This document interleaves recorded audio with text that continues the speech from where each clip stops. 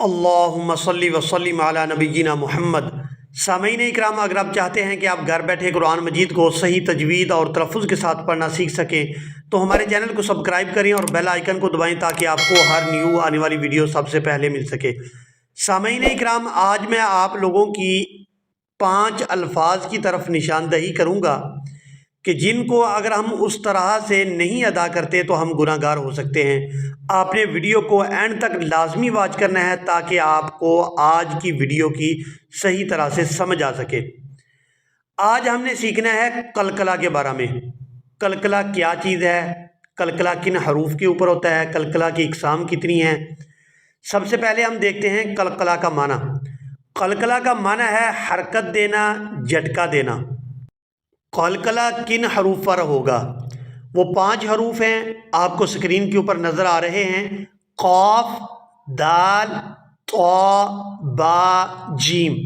ان کو آسانی سے یاد کرنے کے لیے آپ یہ فقرہ اپنے ذہن کے اندر بٹھا لیں، اس کو یاد کریں اس طرح سے: قد طابج، قد طابج، یعنی اس قد طابج میں یہ 5 حروف آ رہے ہیں۔ آپ نے ان کو آسانی سے یاد کرنے کے لیے یہ فقرہ یاد کر لینا ہے کہ حروف قلقلہ کون کون سے ہیں۔ حروف قلقلہ 5 ہیں: قاف، دال، طا، با، جیم۔ قلقلہ کب ہوگا؟ جب حروف قلقلہ پر جزم آ جائے یا ان حروف پر وقف ہو رہا ہو تو ان 5 حروف پر قلقلہ ہوگا۔ اب آپ نے ان 5 حروف کو یاد کر لیا ہے کہ وہ 5 حروف کون سے ہیں: قاف، دال، طا، با، جیم۔ جب بھی ان حروف کے اوپر جزم آئے گی یا ان حروف پر وقف ہو رہا ہوگا تو ہم یہاں پر ان حروف پر قلقلہ کریں گے۔ اس کے بعد ہے جی قلقلہ کی اقسام۔ قلقلہ کی 3 اقسام ہیں: قلقلہ صغیرہ، قلقلہ اکبر اور قلقلہ کبیرہ۔ آج ہم 2 پر بات کریں گے، قلقلہ صغیرہ پر اور قلقلہ کبیرہ پر۔ قلقلہ صغیرہ کیا ہے؟ قلقلہ صغیرہ، جب حروف قلقلہ پر جزم آئے تو وہاں پر قلقلہ صغیرہ ہوگا، یعنی چھوٹا قلقلہ ہوگا۔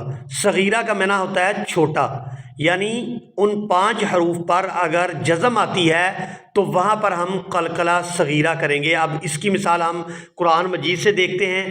آپ سکرین کے اوپر آیت دیکھ رہے ہیں: بِقِطْعٍ مِّنَ اللَّيْلِ، بِقِطْع، بِقِطْع، بِقِطْع۔ یہاں پر ہم چھوٹا قلقلہ کریں گے۔ اب یہ جو طا ہے یہ حروف قلقلہ میں سے ہے اور اس کے اوپر ہے جزم، تو یہاں ہم چھوٹا قلقلہ کریں گے اور اس کو پڑھیں گے بِقِطْعٍ، بِقِطْعٍ۔ اب اس کی جو دوسری قسم ہے وہ ہے قلقلہ کبیرہ، جب حروف قلقلہ پر وقف ہو۔ حروف قلقلہ 5 ہیں: قاف، دال، طا، با، جیم۔ جب ان حروف پر وقف ہو رہا ہو تو وہاں قلقلہ کبیرہ ہوگا۔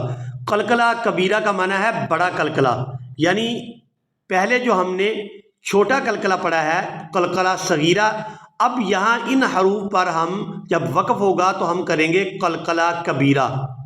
اب اس کی مثال بھی ہم قرآن مجید سے دیکھتے ہیں۔ آپ سکرین کے اوپر آیت دیکھ رہے ہیں: لہا طلع نضید، نضید۔ یہاں دال کے اوپر جب ہم وقف کریں گے تو یہ ساکن ہو جائے گا، اور جب یہ ساکن ہوگا تو یہاں وقف کی صورت میں یہاں پر قلقلہ کبیر ہوگا، یعنی بڑا قلقلہ۔ اور ہم اس کی ادائیگی کچھ اس طرح سے کریں گے: لہا طلع نضید، نضید۔ اب اس کی دوسری مثال ہم قرآن مجید سے دیکھتے ہیں۔ سکرین پر آپ لوگ آیت دیکھ رہے ہیں: تتلون الکتاب۔ یہاں با جو ہے یہ حروف قلقلہ میں سے ہے اور اس پر وقف ہو رہا ہے۔ وقف کی صورت میں یہ جو با ہے وہ ساکن ہو جائے گی اور اس کو پڑھیں گے تتلون الکتاب۔ یہاں پر قلقلہ کبیر ہوگا۔ تو مجھے امید ہے کہ آپ لوگوں نے اس سبق کو اچھی طرح سے ذہن نشین کر لیا ہوگا۔ سامعین اکرام، قرآن مجید کو خود بھی سیکھیں اور آگے لوگوں تک بھی اس ویڈیو کو پہنچائیں تاکہ آپ لوگ بھی ثواب کے حقدار ہو سکیں۔ نبی اکرم صلی اللہ علیہ وسلم کی حدیث ہے خیرکم من تعلم القرآن وعلمہ، کہ تم میں سے بہترین وہ ہے جو قرآن مجید سیکھتا ہے اور آگے سکھاتا ہے۔ تو خود بھی قرآن مجید کو سیکھیں اور آگے لوگوں کو بھی سکھائیں۔ آپ اس ویڈیو کو آگے فارورڈ کریں تاکہ آپ لوگ بھی ثواب کے حقدار ہو سکیں۔ ملیں گے ایک نئی ویڈیو میں، تب تک کے لیے اللہ حافظ۔